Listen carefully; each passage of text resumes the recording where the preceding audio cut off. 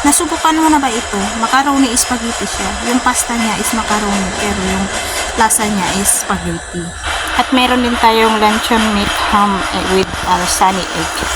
Tara, samahan niyo akong kumain. Kumuha na din kayo ng pagkain at sabayan niyo akong kumain.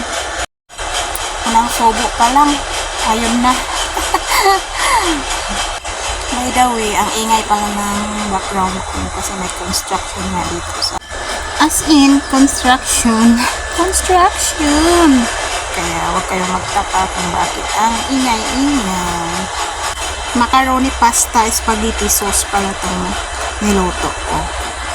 And more toppings na add-in cheese. Kwentuhan ko na lang kayo habang kumakain ako para mayroon naman tayong topics. Topics? Topics? Ganun na nga. Ang ibig kong sabihin, mayroong topic. Tsaka di ko alam kung ano yung topic natin. Basta. Yun na. Umpisahan ko na lang pala dito sa pagdating ko dito sa amo ko. Dumating ako dito May 16. Dumating ako dito May 16, 2022. Kasagsagan yun ng COVID. Then na hired ako ng amo ko 1 year ago. Hired niya ako, buntis pa siya. Pagdating ko dito sa kanila is may anak pa siya, 1 year old na yung alaga ko and 2 months, so 14 months na siya dito bago ako dumating.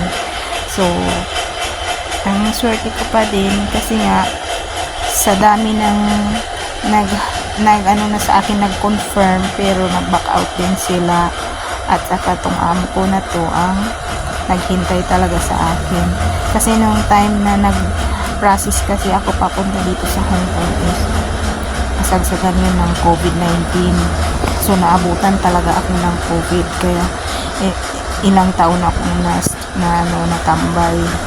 At ayun, nung na-hired ko nitong amo ko na to, hindi ko naman akalain na maghintay siya ng matagal. Hindi kagaya nung nakatatlong amo na sana ako na nag-confirm na, pero dumating din yung panahon na nag-back out sila kasi every time na mayroon na akong flight at saka mayroon na yung na lang talaga siya, nagba-back out sila kasi ako.